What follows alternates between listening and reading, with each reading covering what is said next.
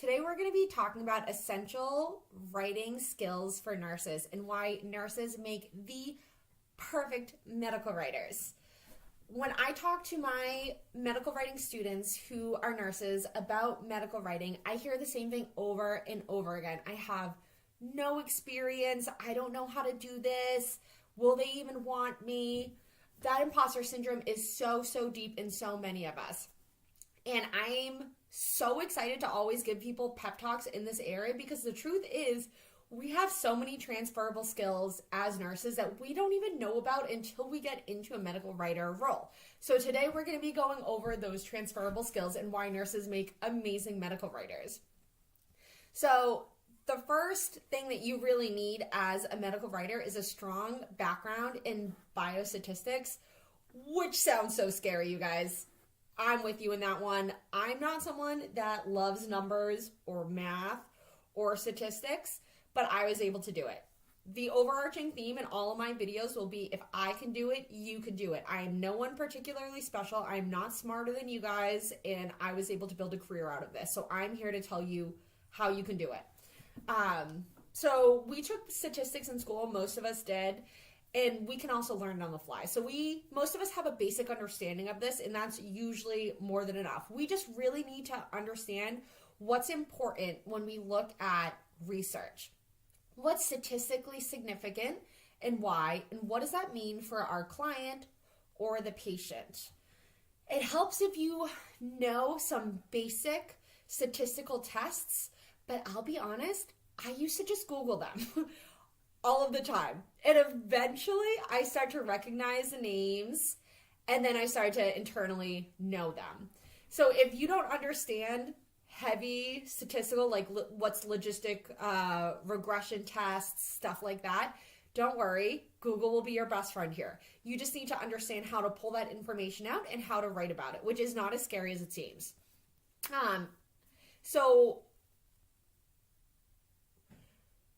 The other thing that comes into play with this is you need to be able to break down these complex statistical concepts and medical jargon into smaller components that your reader is going to understand. And I think nurses are so well versed in this because we are at the bedside all the time explaining these really dense medical diseases to patients who may be newly diagnosed with them, and this is their first time encountering this information. A lot of the time, these patients may be in pain, they may be really worried, really concerned, scared, and just not really feeling up to taking in large amounts of information. So we really need to dumb this down in a way that they can understand.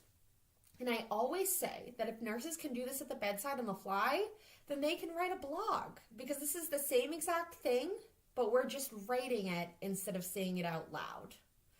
So nurses are really great at this because we've had years of experience. Every time there's a new diagnosis, anytime there's a question about a medication or a new symptom, we're the ones on the front line explaining it. So we're just doing the same thing here, except we're looking at that statistical research article, and then we're explaining it in a way that our layman's patient would understand without using medical jargon. It's really easy in that sense because we've already been doing this. So again, a huge transferable skill that you can pretty much turn into a blog right there. I always say if we can talk to a tired mother if we can teach a tired mother how to care for her brand new newborn in the hours after birth, or we can teach someone about their new pacemaker, we can absolutely write a blog. The next thing that's a transferable skill from nursing to medical writing is understanding the real-world application of health topics. So healthcare workers are field experts. We are the only people that have lived, breathed, and understood these medications, these diagnoses, and these treatments, and especially how they impact our patients. So a lot of the times you may be on an editorial team or sitting in a meeting and you're the only one that actually has had experience in this area, which is so valuable and so huge. You'll meet so many people that are truly taken aback by what you can give to the team. I've had multiple interviews. One was a discovery call with a psychology app that they wanted me to write their social media campaign for.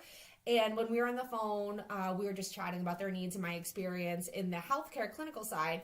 And they were saying, and this is like a direct quote, "You're a nurse, and you're a nurse that has worked with psychiatric patients before, and now you write.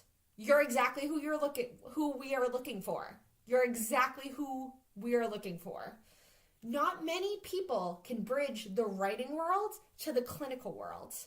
And this is exactly why we are the absolute unicorns that are so sought after in this area. If you can write well and you have a clinical background, you will be very highly sought after.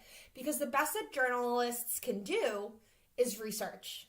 They can't pull from their actual experience, which is something that we have. And it's something that no one can take away from us, and it's something that other specialties will never be able to get themselves.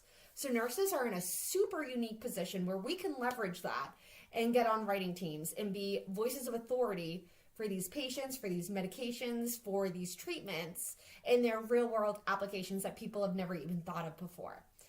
So that's a huge one. Nurses make amazing, meticulous writers and researchers because we are meticulous. We are crazy type A people. We've been taught to look for trends almost before they exist. Look for the slightest little change in vitals, the slightest little change in lab values, and that's what we need to hunt down before the overall status change of our patient even comes around. We need to be looking for those very slight trends. So we have some of the keenest eyes of anyone I know. So when it comes to meticulous research and pulling out those very finite ideas and looking at that broader picture, those bigger trends from those small little hints, nurses are amazing at that. We've been doing that for years. Our brains are already trained to see those patterns. So that's a huge other transferable skill. We pore over details in research like no other. Similarly, how we pore over charts for our patients. And just like nurses, we work with an integrity when we research too. We're looking very closely at what we're doing. So that is very highly sought after as well. The next one is deadlines. So nurses are great at meeting deadlines because, man, oh man, have we met so many deadlines at the bedside. We have treatments that need to be done. We have heavy med passes that need to be done. We only have a certain amount of time to do it. And we can't, let those bags run dry. We need to be on top of it.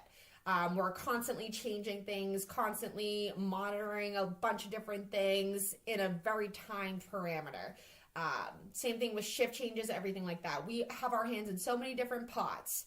So that's why deadlines as a nurse writer are so familiar to us, because we're so used to being the overall encompassing person watching so many different things.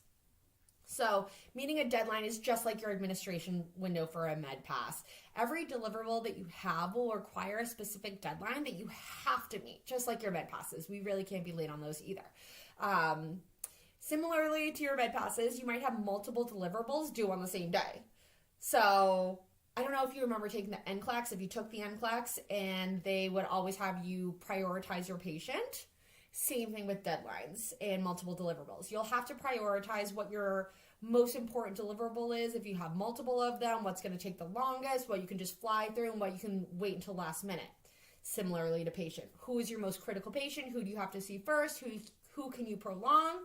That type of thing. So we're very used to looking at these prioritizations, these deadlines, and managing multiple projects at once or patients at once. So strong prioritization is another thing that nurses thrive at, that you will excel for medical writing. At this point, I know which deliverables I need to start early and which ones really don't need that much attention until later. As nurses, we also need to use inclusive, sensitive language.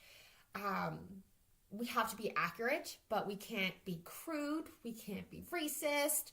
And And we need to speak with compassion and empathy for our bedside patients because they're going through some stuff.